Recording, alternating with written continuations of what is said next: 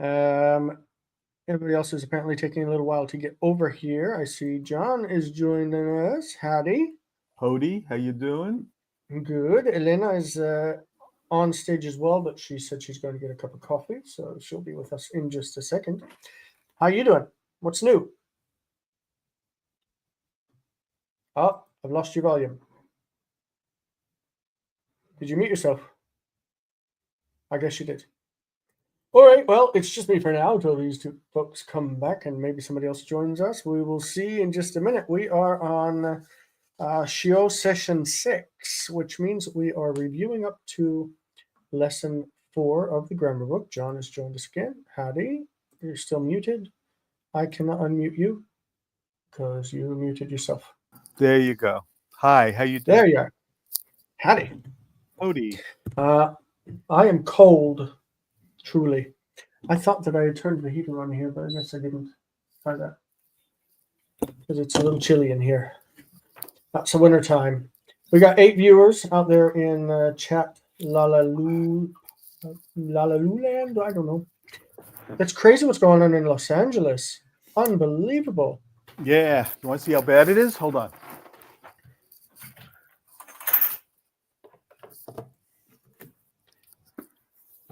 You can see it from your house? No, that's the point. Oh. Okay.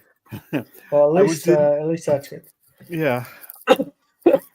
I was in New York, and we were supposed to leave on Wednesday, Thursday. But on Wednesday, they evacuated my neighborhood, and we didn't know what kind of a thing we were going to fly into. So we stayed another 2 days, but they lifted the evacuation where I live, and there was never any danger. So I guess it's the Palisades that are really being. That's right. The Palisades are in bad shape, and a few other hot spots. But so far, Hollywood, where I live, and the environments are fine. Yeah. What chapter are we in? Are we on? We are working up to unit or lesson 4. They don't call them chapters in the book; they call them lessons. Right. Lesson 1, lesson 2, lesson 3, lesson 4. And, I only got as far as reviewing lesson 3. Up to there. Yeah, we're going to review up to there. Very good. We'll go over the vocabulary, homework, and everything. Let me pull up the PowerPoint. Boom. Right there. So Jason, just before we get started, have we started? Well, anyway, I mean, the stuff in chapter 3 was really interesting, and this is the kind of stuff I need to know. Just, how to adjust, vowel adjustments and stress adjustments. Hi, Jonathan. How you doing? Good, sir. Vowel adjustments and stress adjustments when things are added and all that kind of stuff. But there's a lot of that kind of stuff. I mean, Hebrew is just chock full of them. What do you think is the best way to, study that for retention?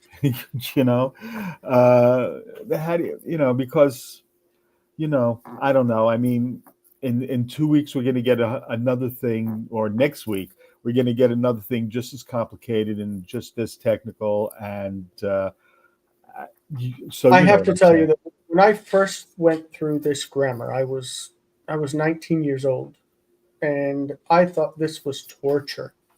I really did. When I would finally understand the concept and then we'd move on to the next chapter and just be overloaded again. When we finished this book, I thought I would never look at Hebrew again. I said, I don't need it. Never going to look at it. And look at me now. I think that the morphological background that it gives can really provide a good basis for understanding what's happening in the entirety of the language. That's why I like this grammar. Not because it's fun, not because because of the way that it lays things out. I really don't enjoy that. Yeah, is it kind of like terse and doesn't give all the information, and maybe in some points actually is wrong? Or yeah.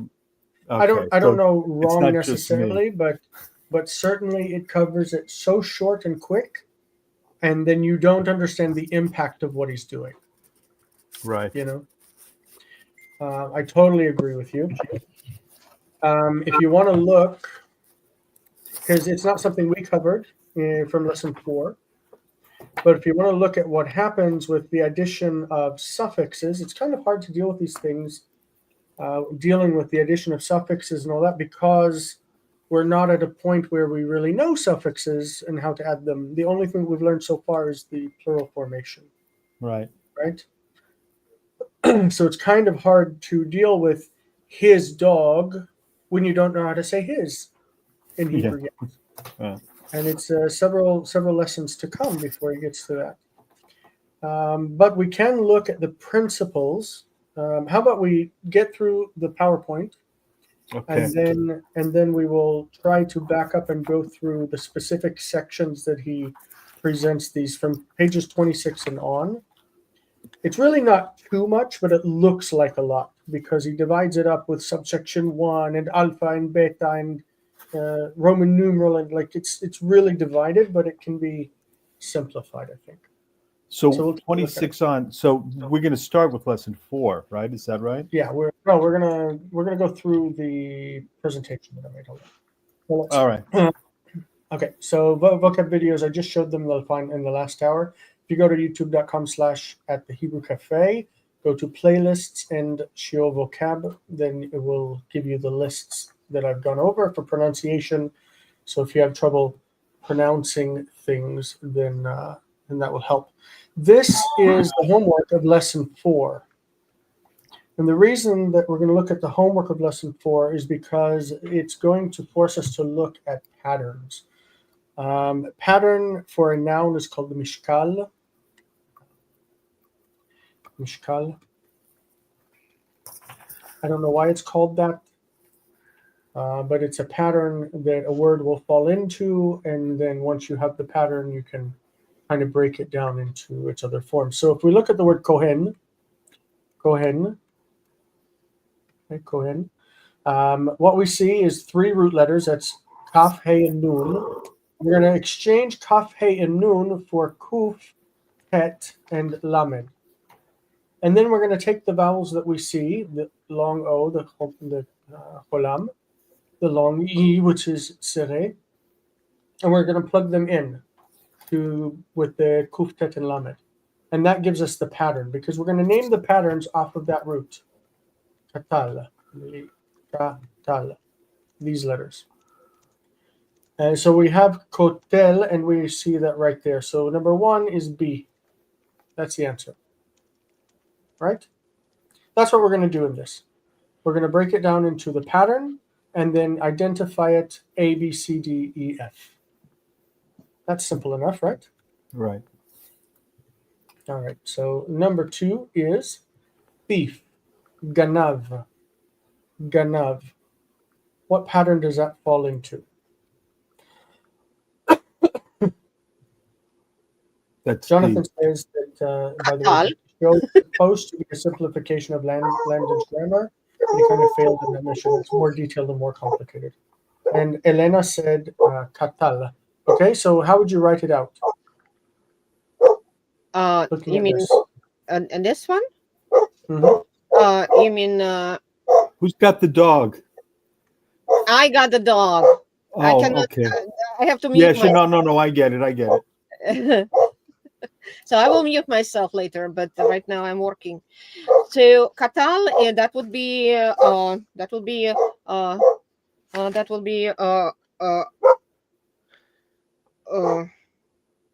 Q-O-T I-L. So T with a dot under it is tet, right? We need 2 of them because it's dagesh. Dagesh, okay. Doubled. Okay. Okay, then kamatz is long.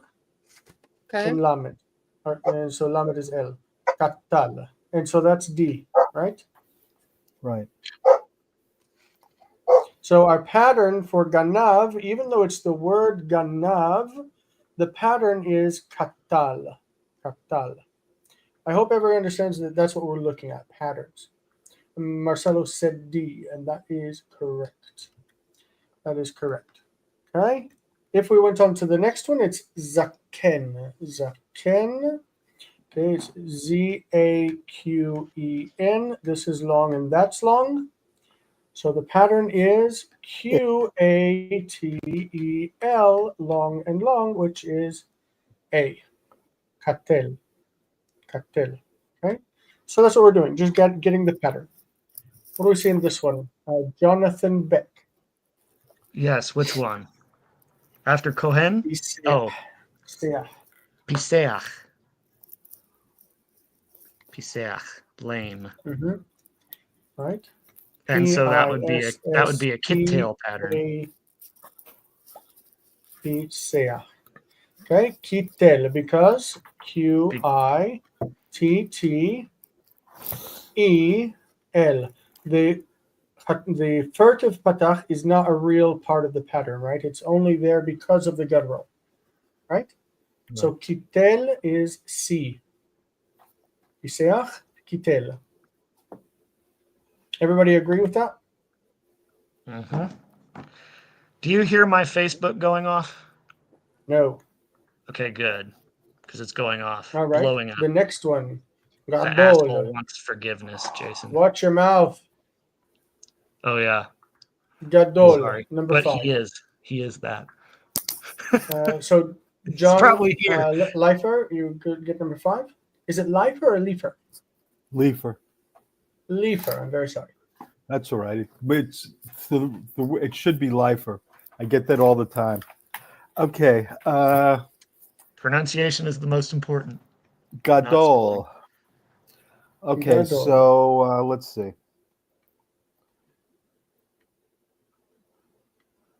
It's E, Katal. Yes. Katol. Okay, this is underlined because it's Beged Kefet, but the tet is not Beged Kefet, so it doesn't need to be underlined. And this is O as Mate Lectiones, so it is E. Fantastic. Elena, number 6. Number 6, that will be Dayag. And it will be Mishkal Dayag Katal.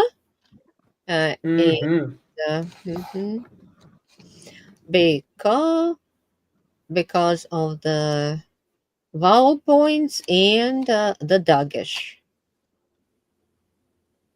Katal. Number D.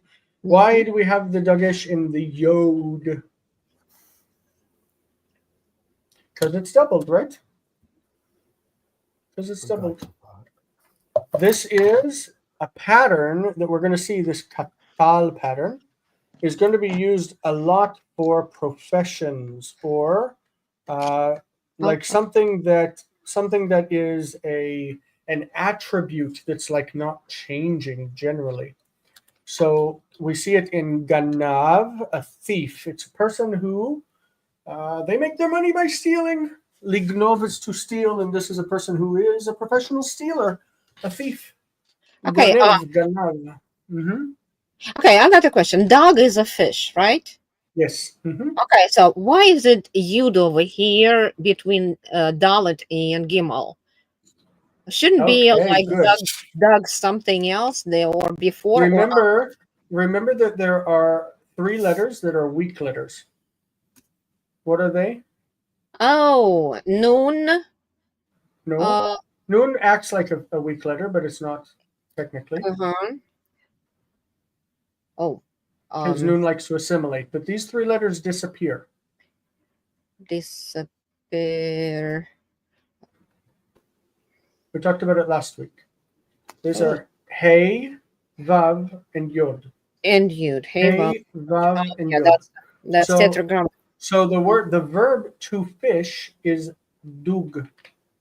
La dug, to fish. Oh, that is a vav in there. Okay. The weak letter in the middle. So when it drops out, you say who dug, he's fishing. He went to fish. But the person who does it has a yod in the middle of it. So dayag is just it's a replacement of one weak letter with another weak letter. Dayag. We also see it with the word ladun, dun. Dun, you might recognize. Dun means judge, judging. Dean. Done. Judge. So you know the day of judgment is Yom Hadin. Din is judging, judgment. And a judge, if you know the Jewish blessings, you say Baruch atah Adonai Eloheinu melech haolam, Dayan ha'emet. Dayan. Dayan ha'emet. The judge of truth. Yes. The judge of truth means the true judge. And that's what we say when we receive bad news. Why bad news? Because we accept upon ourselves that we don't know all of the situation, and God is the one who makes these decisions. He's the judge of truth. He's the true judge. So when somebody tells you that someone passed away, you say Baruch Dayan ha'emet. Blessed is the judge of truth. Dayan, judge. So it's the same here. Din, Dayan, but the word itself is ladun, to judge. Okay, so dug, Dayan, middle week. Okay, thank you. All right, of course. This is number 7, kaved. Kaved. I think we're to me. Yay, kaved is K, long, long A. The B is underlined because it's beged kefet, and the D is underlined because it's beged kefet. So the root is, the pattern is, instead of these, kuf, tet, lamed, katel. And katel is number 1, A, letter A. Katel. Kaved, katel. Okay, Jonathan Beck. Oh, you got piseach, and now you got iver. This pattern is related to handicaps or things that are understood to be blemishes, imperfections. Oh, where did Jonathan go? He disappears without a moment's notice. Okay, so who? Jonathan Leifer. Here you go. Iver. That's Iber, and that is I long A. I long E. So that's Kital. No, yeah, Kital. Yes. So it's Ayin, right? It's Ayin with a short I. And then Vav, Vav. Then long E, and then Resh. So if we get rid of the Ayin and the Vavs and the Resh, now we're going to have Kuf and a doubled Tet, and then Lamed. Kitel, Kitel, which is C. This pattern, Kitel, is associated with imperfections. So it's going to be, we had this word Iver in our Psalms reading just last year. Yes, Potech Ivrim. Pokeach Ivrim, opening the eyes of the blind. Exactly. So Iver is blind. It's what we say for blind even today. Deaf is built on the same pattern. The word for deaf, I think it's in this, it might be in this exercise. But basically the pattern would be chirish or chiresh with the dagesh, chiresh, but the letter resh is like the gutturals and it rejects the dagesh. So chiresh becomes cheresh with compensatory lengthening. Cheresh. Cheresh means deaf. So iver is blind, cheresh is deaf, piseach is lame, someone that limps, that can't walk straight. They limp. They're lame. They can't walk, maybe. And another one that is in this root is the word for baldness. It would be kireach, but it's kireach because the resh rejects the dagesh. Kireach, kiresh, iver, piseach. These are words that represent handicaps or disabilities, imperfections in the design, basically. Okay. Number 9, we had kaved, and iver was Elena. You took iver, right? No, John I didn't. did iver, and you explained that it was ivrim in the. Yes, I so remember. This one, so that will be this one malach. is yours. Mm-hmm. Malach. And it's the same pattern like fisherman. Yes, and it is katal. Mm-hmm. The same pattern. Is it connected to the salt or to the something else? I don't think so. I think the root comes from something else, but it's definitely something you could relate to it to remember it. Because if you think that sailors work out on the sea, and the sea is salt water, and it helps you remember that malach means a sailor, malach, then it would be good for you. Yes. Sometimes you don't need something to be true etymologically in order for it to be useful mnemonically to help the memory. So what's the word and a for lot salt? of times, salt is melach. Melach. Melach is salt and malach is sailor. And so we have a lot of words related that sound the same, right? Like malach means he was king. He was king, malach. And melech is king, melech. Okay. And melach is salt. Salt. And malach is sailor. And malach is angel or messenger, malach.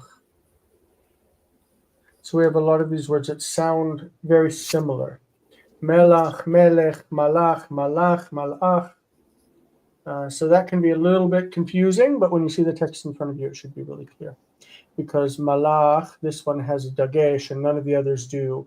And this one has an aleph in the middle of it. Like it should be clear when you have the text in front of you.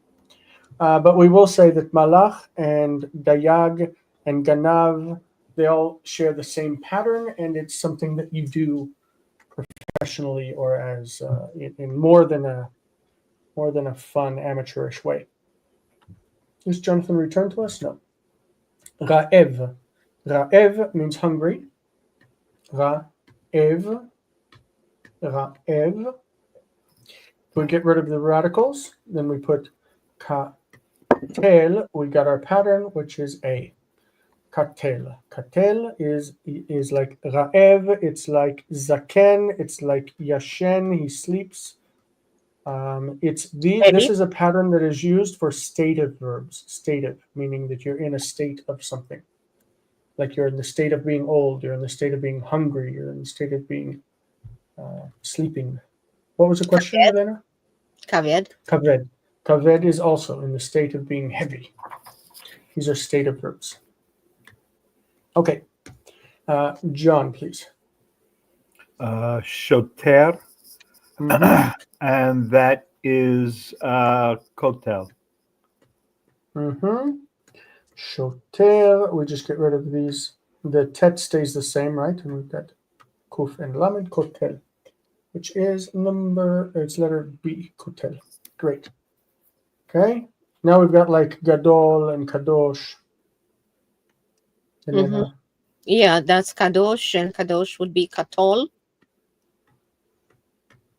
Excellent. Okay, kadosh, get rid of that one and that one, and we got katol. Brilliant. Okay, and katol was letter E. Now we have a mishkan. It's from the root shin kaf nun. The mem is a prefix. If you have 4 letters, if you're looking at a word with 4 letters, probably the first or the last is going to be an addition, a prefix or a suffix. So what we have here is the root, shachan, and we have the mem prefix. Mem is often used on the beginning of a word to mean a place for something or for an instrument of it. So mishkan is the place where God dwells, shachan, shachen. So mishkan is the tabernacle, and the pattern is mi. The mi is part of the pattern. Miktal, which is here. So the mem is part of the pattern that you build onto the root. Okay. All right. What do we got next, John? Is Jonathan back? Yes. All right, Jonathan, number 14. Jonathan? You're muted. Sorry. Show fit or show fate, just to piss Jason off. Okay, shofet. Shofet. Okay, Where'd you get rid of Colton go? the radicals. Colton said he had to go to the grocery store. Sheen, pay, tet, not tav. Okay. My bad Shofet, before. and the pattern is? It's a segulet pattern, kotel pattern. Not segulet. Or not a segulet pattern, a participle pattern. Participle. Kotel. Yeah. Okay, so kotel B. And kotel is used of participles in the kal. We're going to learn that there are 7 verbal groups, 7 main verbal groups called binyanim. The kal is the easy one. So kohen, priest, shofet, judge, shoter, officer. All these are the same kotel pattern.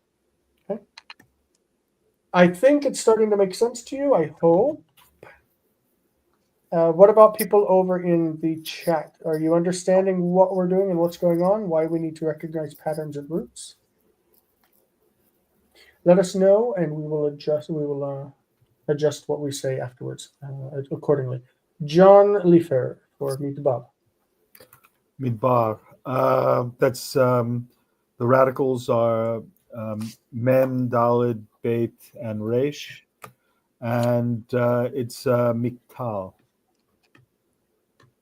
So Midbar,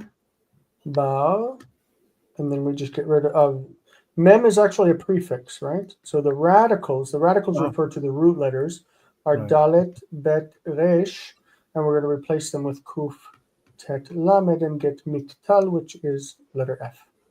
Mm-hmm. Yeah. So radicals specifically refers to the root letters. What's that, Elena? Is it related to PL? It is. This word is not. No. No, me. That because. So let's. It's related to if you have pests living in your house, like rats and cockroaches and all of these things, and you have somebody come to kill them. What he does is extermination, right? Extermination. The word in Hebrew is hadbara. Hadbara, lahadbir. Lahadbir.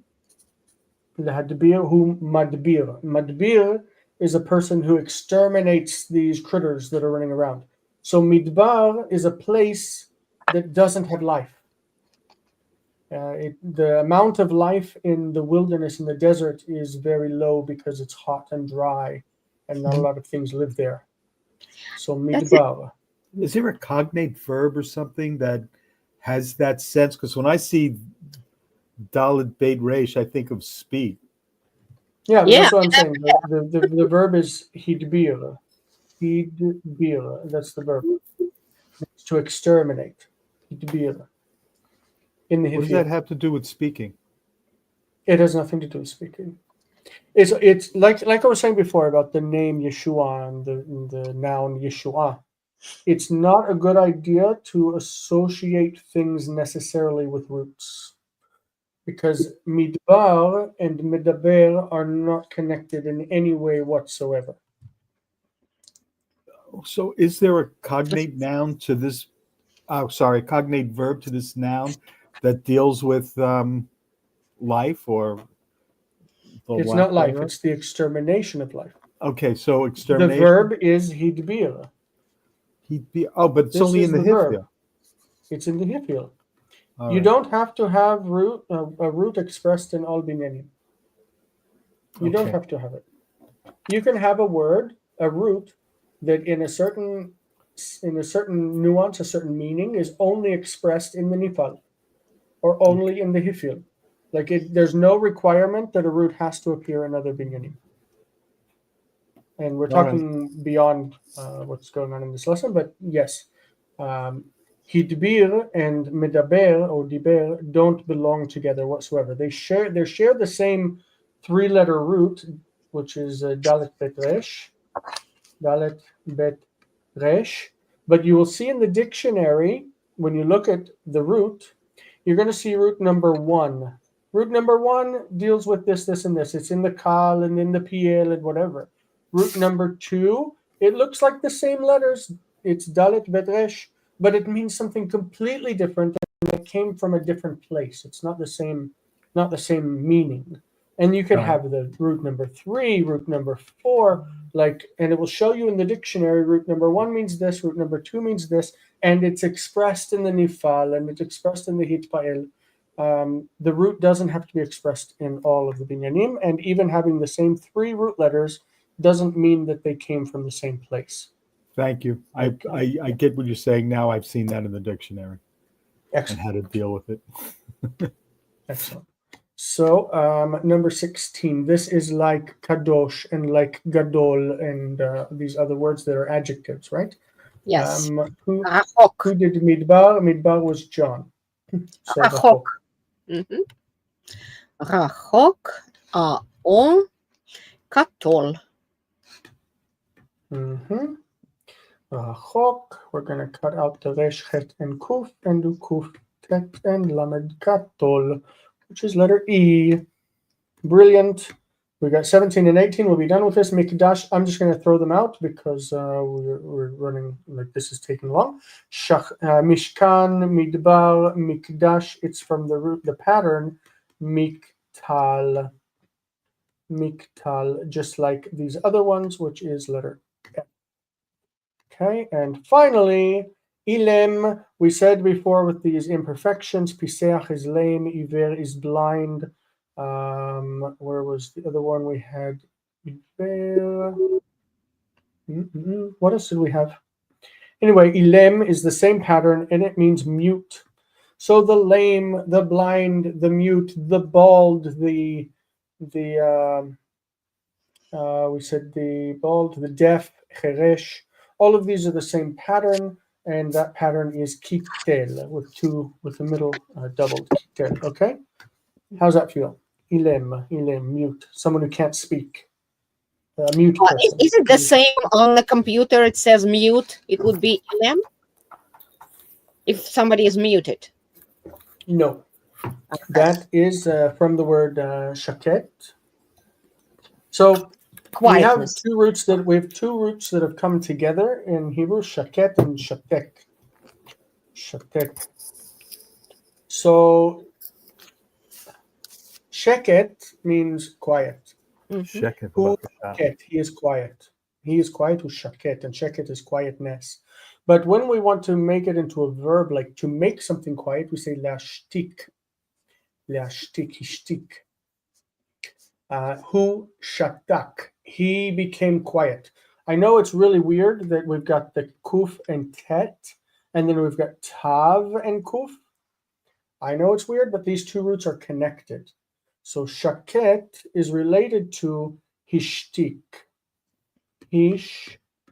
Hishtik means he made something quiet. So hu hishtik et hayalda. He made the girl quiet, like he quieted down his daughter, right? Hishtik. So what we say for mute, we say hashtek. Hashtek. Hashtek is the do it, like hashtek. Hashtek, it's a hashtek. But you could say b'sheket or b'shaket. B'shaket. That's when somebody says, a telephone sheli b'shaket. A telephone sheli b'shaket. It is on quiet. B'shaket. Shaket. Ata mushtak. You are muted. Ata mushtak. You are quieted. I had a Hebrew teacher who used to say "sheket b'vakasha." Yes, if you're in a classroom and the students are all talking, you tell them sheket, quiet, right? Miktal doesn't mean anything. It's just the name of a pattern, and it's written with kuf and tet. So it's type over there somehow. Miktal. We name patterns off of the kuf tet lamed root, even if they don't mean anything. The root liktol means to kill. So if something is deadly, we call it katlani. Katlani. Something is deadly, it's katlani. But it doesn't really matter. We just use it because it doesn't appear in all of the different binyanim. Then we can just use it as like a pattern indicator because all of the root letters are strong and they don't disappear. When we use pe'al or pa'al, then we have a problem because it has a guttural letter and it has a beged kefet letter. Like these things are not usual, so it's better to use something where all the letters are strong, so that nothing gets swallowed up or ignored or missed. All right, give the probable roots of the following according to where they would be found in the dictionary. I really don't like this exercise, but let's just run through it really quick. Kos is obviously kaf vav samech. Mivtsar, where would you guess that root comes from? Jonathan, are you joining us? I see that you're back. Bring yourself on stage. Mivtsar, what's the root that we would find? Okay, so I should say something. In the book, I want to look after lesson 5. There is this thing called Excursus A. Excursus A, Introduction to the Dictionary. This is completely irrelevant to modern lexicography. For some reason, the dictionary that they list, you see it says BDB. BDB means Big Dumb Book. Actually, it means Brown, Driver, Briggs. These were 3 lexicographers who put together a pretty good standard biblical Hebrew dictionary. The problem with it was that in order to look up the word miptzal, you have to look up the root bet tzadi resh. That's not a problem. That is a problem. It's trying to get the students to learn how to recognize roots. But a lot of times you look at a word and you have to guess. Yeah, you take guesses. Yes.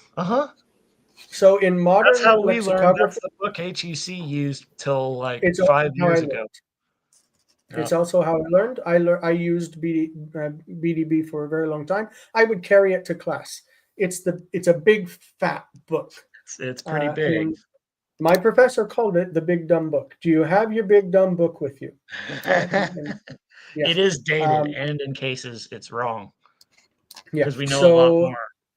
It isn't so. It is still the standard for students because it's cheap. The only reason it's the standard is because it's cheap. It's not anymore. I think more places are using Holiday's grammar, which is an abridging of the Aramaic. Not Holiday's grammar, but Holiday's dictionary. Dictionary, not grammar. Okay, there is what we call halot or halot. It's one of the standards. I have it on Logos. I don't have a print copy because it's also a large one, and it was cheap on Logos, so that's where I got it. But if you want to pick up a decent dictionary that will cover all of your needs with glosses, it will be this one. Mm-hmm.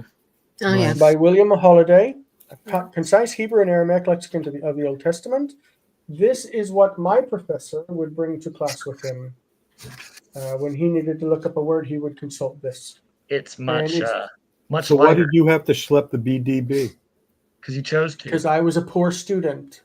They had that in our bookstore. They didn't have Holiday in our bookstore. So please pick up Holiday. That's this book that I showed you. That is a must.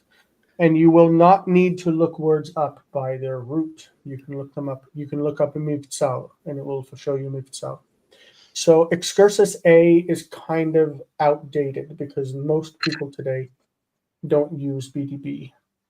I don't think I don't recommend it. I know that BDB. John Cook has in his grammar. He's got examples of how to use all the major lexica. Yeah.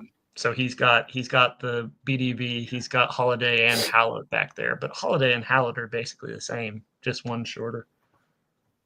BHAL, I do not have that. I don't have that's from Glossahouse. Oh, that's new. Glossahouse is producing a lot of really good brand new stuff.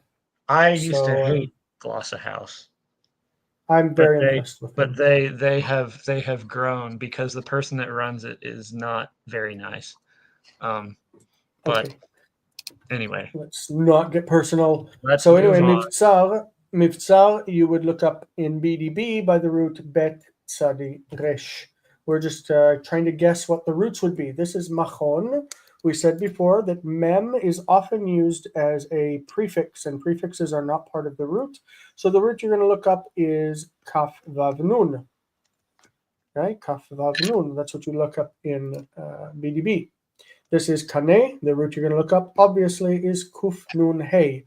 When you have a third hey like this, in reality, this is not a hey root. It's a yod root. Kuf nun yod. So I'll show you real quick that there is a dictionary online that's actually quite good. Let me see. Hold on. It's from the Hebrew Language Academy. You won't be able to search for this on your current level of learning, but you would look for Ha'Akademia Lalashon Ha'Ivrit. Okay, when you look up Ha'Akademia Lalashon Ha'Ivrit, it's in Hebrew. I'm sorry, but the Israeli sites are in Hebrew. You're going to look here on Nitiot HaPoal. Nitiot HaPoal. This is the way that verbs incline, the inclinations of verbs. If we look up the word kana, which is he purchased, he bought. Okay, that's the root we were just looking at. Kane. Kane doesn't mean he bought, but it's the root. Okay, I'm going to look up kuf nun hey. And this is going to tell me that that root does not exist. Why? Because I need to look kuf nun yod. Once I look at kuf nun yod, which is the real root, then it will tell me which binyanim it's found in. It's in kal, nifal, hifil, and hufal. And I can go into kal, for example, and it's going to show me liknot. Liknot is he bought, or to buy, infinitive. Kaniti, I bought. Kanita, you bought. Kanit, kana, kanta, kaninu, and so on. The future, ekne, tikne, tikni, kone, kona, konim. It's got all the forms of the verb, but you will not find it if you look for kana. Kana means he bought, which is right here, kana. I got a question. So I looked for this word in pealim.com. And it does not give me with a yud. It gives me liknot and ken. Okay, the difference with Pealim, that website, pealim.com, if I can get my computer to work, it will not give theoretical roots. It goes real forms. It doesn't go by root. So if you want to look up kana, he bought, you just look up kana, or you can look up liknot. It goes by forms. But so if you look up liknot, then it's right here, and it says kana and such. Yeah, and it says that a verb pa'al, root, kuf, nun, hey. Right. This is non-academic. This is non-academic. Okay. The academic, which the Academia Lelashon Ivrit, is an academy, and so it will go according to the theoretical root. If you're looking at something that is just pragmatic, which this dictionary is, by pragmatics you go by how things are actually used, and the root is kana. You say kana, but historically it's not kana, it's kani. It's kani. Okay. Thank you. This is why we have kaniti, kanita. Yeah. Okay, the next one, masa. This one's a little bit more complicated. If we take that mem as a prefix, what do we think we have going on here? Masa.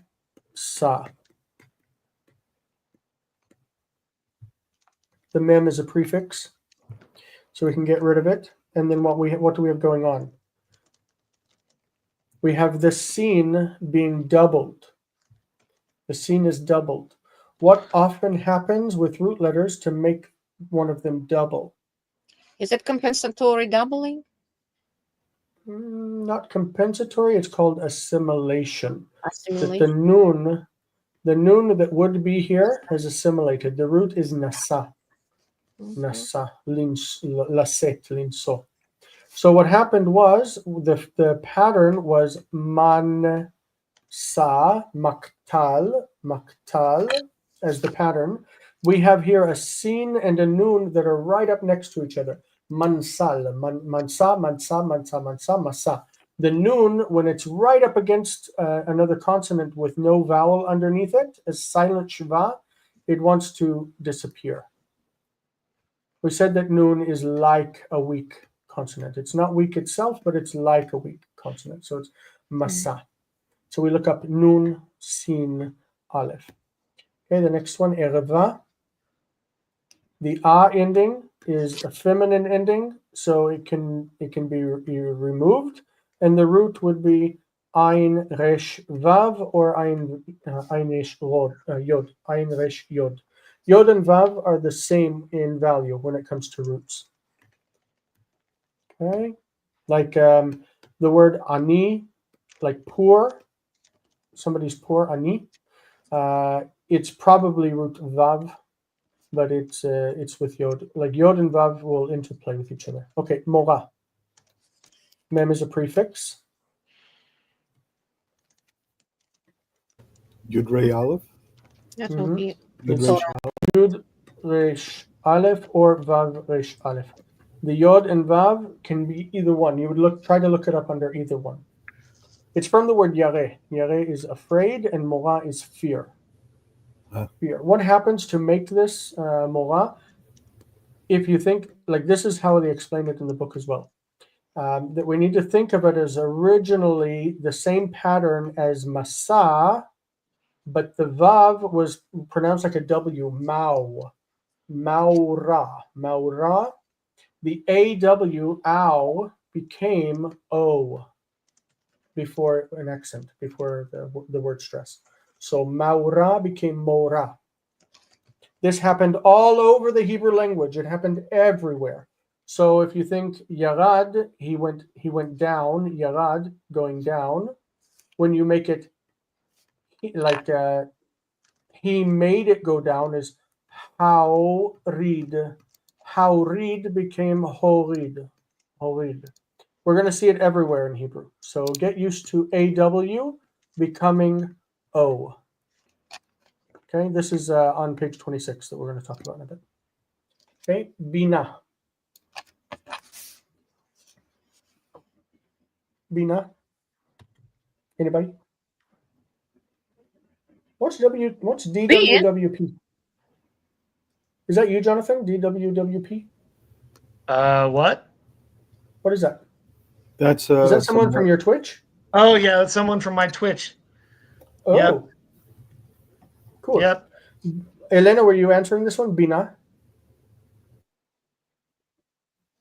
Well, I don't know. That's been, but yes. Bin. Okay. Bet yodnun. And the a ending is just the feminine ending. We can remove it to get to the root. Okay, chatzi. Chatzi. See, I have it selected on YouTube, and it's still putting this stuff here. I don't. Oh! I need to change it on Twitch somehow. Oh! Anyway, keep so going. chatzi is the same. It's chet tzadi yud. Okay. And yud would play with hey. So chatziti, hu chatza, he crossed. Hu chatza, ani chatziti. Moed is like we said before, ma'ed. Mao becomes mo. So we're going to look at vav ayin dalet or yod ayin dalet, ya'ad. Okay. Or aleph vav resh. Tzeda, cut off the end. Tzadi yud dalet. Okay. Kites, just that. By the way, again, Tzeda, tzid could be looked up under tzud, latzud, to hunt.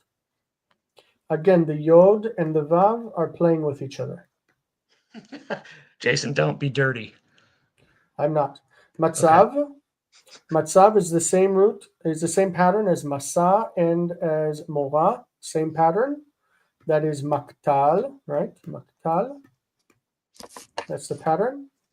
But in this one, we're again, just like masa, we're missing a root letter in the middle that's been assimilated, which is nun. Nun sadibet. Nun sadibet is the root for standing. Matzav is not standing, it's situation.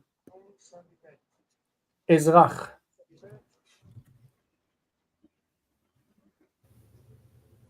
Colton, why don't you join us? What's going on over there in the chat land? Ezrach it's got that proleptic or proleptic, is that the word? Aleph on there, it's Zarach, is the root, Zarach. Maybe it's Ezrach. Maybe the root is a 4-letter root. Sometimes we have 4-letter roots. When you're looking in BDB, you're going to need to go through and like guess. First you guess Zarach, and it looks like the sun rising, right? Zarach. But maybe it's related somehow in BDB to that. Let's pull up BDB. I would feel like he wouldn't put something too complicated on a first year grammar in one of the first. You don't know him very well. I don't. I have met him. He does that. He does that. It has been a long time. One of the things I remember, he said, "Ka'am kachohen," and I thought, yes. Like a people, like a priest. What the heck? And let's try to search for. It's people and priest alike. I was like, oh, yes, people and priest alike. Ezrach, it says, see the root Zarach. So we're going to look at Zarach. Okay, Zarach, to rise, come forth, dawning, shining, like I said, the sun coming up. Zerach, Zarchi. It puts everything that is related to this root together. A native, one arising from the soil. That's the connection that he makes. A native Israeli as opposed to a ger. Israelite. So BDB goes by roots. And yeah. Let's move on from this. I'm tired of roots. Are you tired of roots? Yeah. John looks tired of roots too. No, I like morphology. That's what my teachers think I should do. Morphology. The other John. That would be boring. Oh, okay. The other John is holding his face. He's like, oh, now see, most people call me John. I'm not hating on it. It's just an awful lot that I've never heard before, and we're going real fast. So I'm drinking it in the best I can. You can watch it back. I put down at the bottom that if you use Sefaria.org, you can click on a Hebrew word and get the BDB entry. Do you want to see an example of that, or you take my word for it? Take your word for it. All right, let's not go into it. So Sefaria.org is a library of Hebrew texts online, and they have English translations generally too. All right, translate the following into Hebrew. Is this something we want to do? We don't have a lot of time. Words. How about we associate this with next week? Jonathan, would you remember to do the homework? Of course. Exercise 4, section C. Would you mind sending me the PowerPoint so I can put it into my lesson? Hold on, I put this here for a reason. I wanted to talk about the word yadot. Yes, correct. Another thing I said.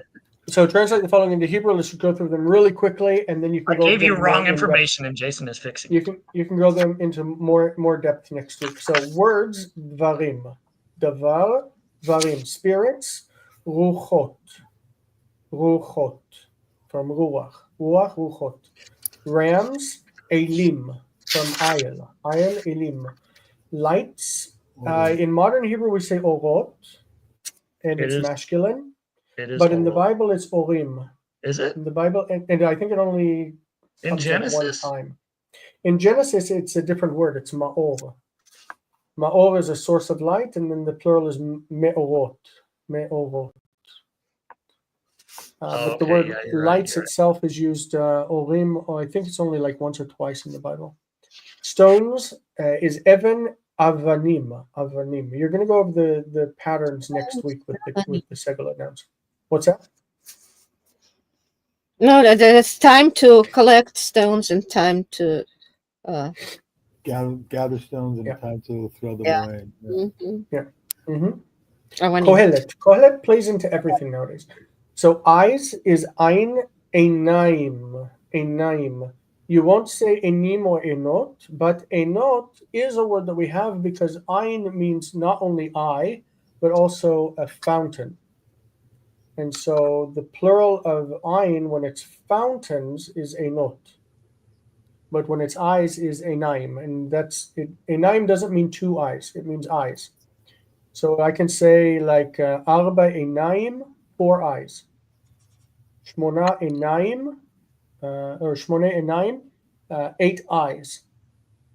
So it's just the plural enaim. Iniquities, avon, avonot, avonot. That's masculine, but it ends in ot. We're going to have a whole list of words that are masculine and ending in ot in the plural, and im for feminine. It's true that adjectives, im is masculine and ot is feminine in the plural. But in nouns, we have about 30% of nouns that violate this rule. Okay, battles is milchama, milchamot. Masters, adonim. Palaces, echalot. Echalot is not a Hebrew word. It's from, I think, Ugaritic. It's from another Semitic language. It's not Hebrew. Messengers, malachim. Burnt offerings, olot. It's feminine, olot. Hands, when it's a body part, is yadayim. Okay, yadayim. So again, arba yadayim, 4 hands. Esrim yadayim, 20 hands. But when it refers to a part of something, then we'll look at halot in just a second. So the word places, makom, mikomot, also masculine. Mikomot. Hands, number 14. If we look in halot, which is the big dictionary, there are 2 main standard Hebrew dictionaries at this point. That is halot, the Hebrew and Aramaic lexicon of the Old Testament. And then there's the Dictionary of Classical Hebrew. That is another standard. And Glossa House has just put theirs out that's becoming a new standard as well for Biblical Hebrew. So in halot, under yad, that is the Biblical Hebrew and Aramaic lexicon, the Gloss House. He put the title up there. I don't have it. He calls it Bihal, Biblical Hebrew and Aramaic lexicon from Glossa House. Yes. He's playing off of BDAG, BHAG. Yeah. And now we also have Brildag, which is the new Greek lexicon from Brill. Are they written by the same people? No, Brill is a completely different. Danker, who's the other guy? Alan Danker and no, not related. It's not related. Okay. Okay, so yadot, yad can take the plural yadot. You see this? Yad, yadot. But notice it says Mishnaic Hebrew, Ugaritic, Akkadian, okay? The first meaning of this word yadot is holders. That is axles of the wheels, the axles of the mechona in 1 Kings chapter 7. They're hand pieces, okay? This doesn't mean hands. It's parts of a machine. Or it can be the armrests. If we look at 1 Kings chapter 10, verse 19. It can be tenons or pegs to fit the frames together, Exodus 26 and 36. It can mean a part of something, like chamesh yadot, 5-fold, eser yadot, 10 times as much, tesha hayadot, the 9 parts, meaning every 10th man. Okay, and it can also refer to a military unit, a guard of the palace or the temple, as in 2 Kings chapter 11, verse 7. So if you see yadot, it doesn't mean hands. It means something else. Okay? The plural of hand, yad, is yadayim, and it can't be any other way when it refers to your body. All right. This is the reading for lesson 4, so we're going to ignore that for now. Jonathan will cover it with you next week again, because you're going to do the homework for lesson 4 before covering lesson 5. I'll be here. Okay. The Hebrew alphabet. Aleph, Bet, Gimel, Dalet, Hey, Vav, Zayin, Chet, Tet, Yod, Kaf, Lamed, Mem, Nun, Samech, Ayin, Pei, Tzadi, Kuf, Resh, Shin, Sin, Tav. Okay, we're doing a review from the very beginning. The final forms are 5. Kaf, Kaf Sofit, Mem Sofit, Nun Sofit, Pei Sofit, Tzadi Sofit. Sofit means final. It's only at the end of a word, right? This should definitely be reviewed at this time. But if you need it or you have questions, it's a perfect time to get them answered. Beged Kefet letters and Dagesh Lene. Lene is weak. These are the 6 Beged Kefet where we've got B, V.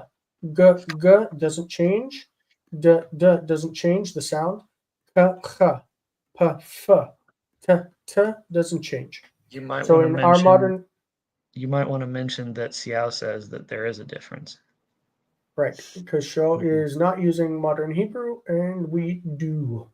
In modern Hebrew, the Beged Kefet is applicable in sound only to Bet, Kaf, and Pei. But we will still represent this in transliteration, this in transliteration, and this in transliteration. Okay, fantastic. Review, Before right? go, no questions. Before we go, in order to prepare for the lesson tomorrow, next week, the Seow lesson next week, what do we have to review in chapter 4 and what homework needs to be done? Finish all the homework. One at a time, please, fellas. One at a time. Finish all the homework in lesson 4. All right. And we're going to go over all of lesson 4. No, You're going to go over lesson 5. You're going to finish going over the homework for lesson 5, for lesson 4, be presented with the material for lesson 5 and receive the homework as an assignment. I probably won't give you the whole thing to do. I'll probably pick a few from each section to do. You're doing only 2 sections. You're doing section C and D. Okay, that's not bad. Yeah. Okay, the vowels or nikud and matres lectiones. Okay, so the vowels a, e, o. That's fun. The first one in each set is long. This is long. The second is short. The third is reduced, and then matres lectiones. Long, short, reduced, matres lectiones. Long and short is the same in chirik and in kibbutz. They're the same. So this is matres lectiones. Long, short, reduced, matres lectiones. Long and short together, and matres lectiones. Matres lectiones means mothers of reading. It means that we use one of the weak consonants, one of the weak letters, Hey, Yod, or Vav. We use one of them to mark a vowel as a long vowel. Okay, we've got marks for them. We also have one here that I've not included that is with the Segol Yod. Okay, it's not included just because the line was so long. Okay, so if we want to go over the names, which we didn't do before, Kamatz, Patach, Chataf, Patach. Chataf is what we say before it. Chataf, Chataf, Patach. Okay, Kamatz, Hey, Sere, Segol, Chataf, Segol. You'll need to unlock your iPhone. Wow, my phone thought when I said Sere, it thought I said Siri.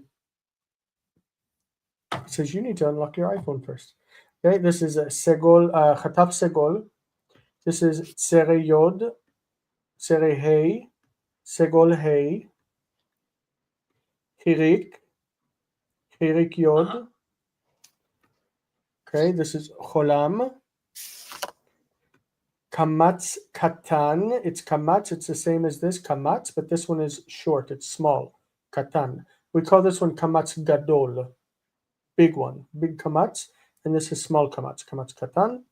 Chataf Kamatz, which is O. Cholam Vav. Cholam Hey. Kubutz. Kubutz can be long or short, like Chirik. And Shuruk. Shuruk is the Vav with the dot. Shuruk. Okay? Those are the names of the vowels. You didn't get them before, but those are the names. Okay. Moving on. Syllabification. All syllables, with one exception, begin with a consonant. What is the one exception? That's when you have shuruk at the beginning to mean and. U. U can mean and that can open a word. Okay? All syllables contain a vowel. Okay, so they begin with a consonant. they contain a vowel. Closed syllables begin and end with a consonant. So closed, begin, and end with a consonant. Vocal schwa does not hold a syllable and counts with the following syllable. So if we have mikomot, okay, mikomot, this is one syllable because vocal schwa goes with the following syllable, mikomot. Me, ko, break, mot. Okay, so it's two syllables. Meko, which is open, and mot, which is closed. Right? Word stress, very simple. It's marked with this symbol in Hebrew. So melech, it's not like that in the Bible, but that's what we do in learning texts. In transliteration, we mark it with an acute accent. Okay, easy. Most Hebrew words receive stress on the ultima, the last syllable. If it's otherwise, we mark it. Okay, important for kamatz katan. If in syllables that are unaccented, open, long, closed, short. This is a rule you should memorize. Open, long, closed, short. Open, long, closed, short. In unaccented syllables. Open, long, closed, short. Very important. If the syllable is open, then the vowel must be long. Open, long. If the syllable is closed, then the vowel must be short. Open, long, closed, short. This is not a firm rule. There are exceptions. When the Masoretes violated this, because there are exceptions, it was their practice to use meteg to indicate that you have a full vowel in a syllable that you would expect to reduce. So he'arim, the mountains, he'arim, they mark with meteg here to show that this is a distant syllable that didn't reduce. Meteg, written beside a letter, means I know. It's supposed to reduce, but it didn't. I know. No, you're supposed to go, I know. I like that better. Yes. So here we have how much time we got? Okay, well, I think we're going to cover it. I think it's fine. This is a review of nouns with gender and number that Jonathan covered originally. We've got in the masculine, it's unmarked, means that there's no ending. Sus is a horse. Sus. It's unmarked. It's just the root. Okay. When you go into the plural, it's susim. Susim. Okay, so the plural ending is the im. Sus is the root. Next, we have feminine susa for a horse, and susot. Okay, we're not going to give susaim and susataim because they are not real words. So we're not going to play with words that don't really exist. We're going to look at words that do exist. So ish means a man. We would expect it to say ishim. Ishim. But in reality, the root here is, if you think of like Enosh. I hope that everybody knows Bar and Nash. I don't know, I don't know how that's Aramaic. What kind of Hebrew and Aramaic backgrounds people have, but Enoshut means mankind. Enoshut means humanity. Enoshut. The word Enosh means mortal or man, mortal. This root, anash, is the root for man, woman, and all of that together. Okay, so anash, when you take that root and give it a plural, it's anashim. Anashim is the plural of ish. Ish is man, anashim is men.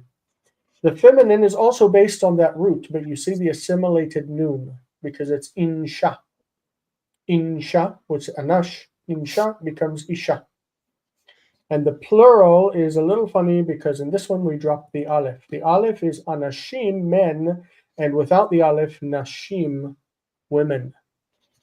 That's a little funny, but that's what happens.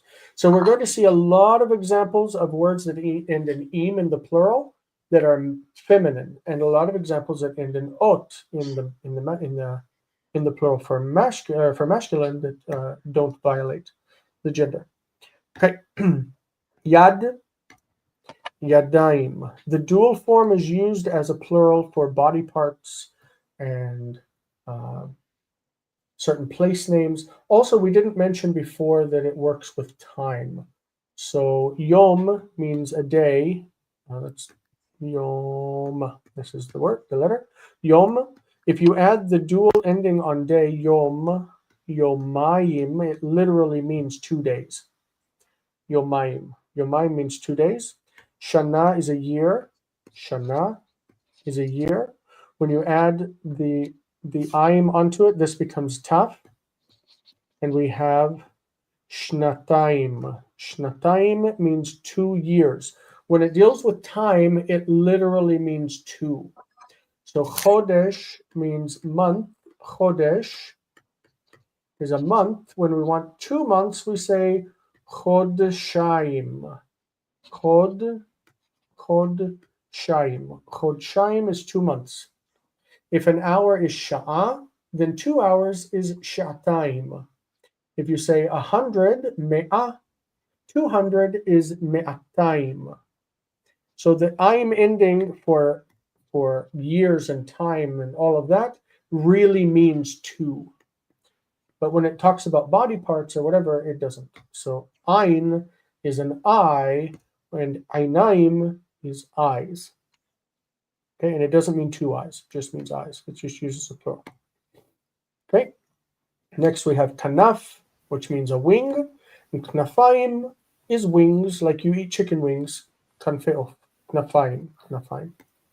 Okay, regel is foot. You're going to learn in the next unit. Regel, raglaim, feet. Okay, I think that's enough for that. Root plus pattern. Remember that a word is formed by applying a pattern to a root. So the pattern may be one that's used for nouns or adjectives, generally considered the same class of word in Semitic languages. Nouns and adjectives are the same thing. I hit the microphone, I'm sorry. And one that's used for other parts of speech, such as adverbs and verbs and that kind of thing. So for the nouns and adjectives, we call it mishkal, that we've mentioned already.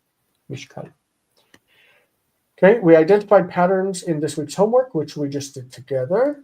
Remember that gutturals reject dagesh and will affect how the pattern plays out, especially with compensatory lengthening and virtual doubling. Elena mentioned compensatory lengthening before. Also, when a guttural ends in a word after a long vowel, e, a, o, and u, it will take a furtive patach. Does that make sense? This is what was going on with the word gavoa in the last session. Remember, John? Yeah. Gavoa.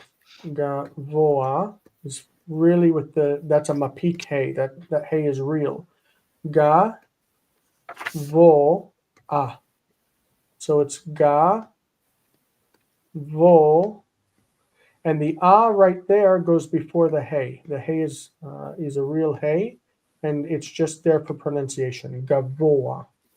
Gavoa means tall or high. Okay. Compensatory lengthening works this way. We've got min eretz, from a land, like from min eretz Canaan, from land of Canaan. Min eretz, the word min, which you're going to learn later on, it means from. It's an attached preposition that oftentimes will attach itself completely, and the nun wants to assimilate into the next letter. But when it's aleph, you can't have the dagesh. The dagesh is rejected, and it makes the e, mi eretz, into me eretz. So the gutturals cause the vowel before them to lengthen when they reject dagesh. So min eretz, mi with doubled aleph, eretz, and then the aleph rejects the doubling and lengthens the vowel in front of it. Okay, me eretz. This is called compensatory lengthening because it's compensating for the lack of the dagesh. The dagesh is kicked out, and it's compensating and lengthening the vowels. So that means from a land or the land. Okay, min ha-ir. The ha is the word the, ha, and it takes dagesh in the letter after it. So we have this happening twice, where the ayin is rejecting the dagesh, and the hey is rejecting the dagesh. So this goes back and makes this one tsere. Hirik becomes tsere. And this goes back and makes that one kamatz instead of patach. Me ha'ir, from the city. Okay, min ha with dagesh, ir. Mi ha'ir, and this is rejected and that's rejected. Me ha'ir, This is compensatory lengthening at its finest. Okay, I know we're moving fast, but this is the end. So I'm going to assign your homework. Go over exercise 4. We're going to look at specifically C and D. C is this section on, I don't remember. D is the Hebrew reading where you're just going to pronounce it and go over the words that you recognize. Let's see, 4C, translate into Hebrew, the plurals. Okay, that's C. All right.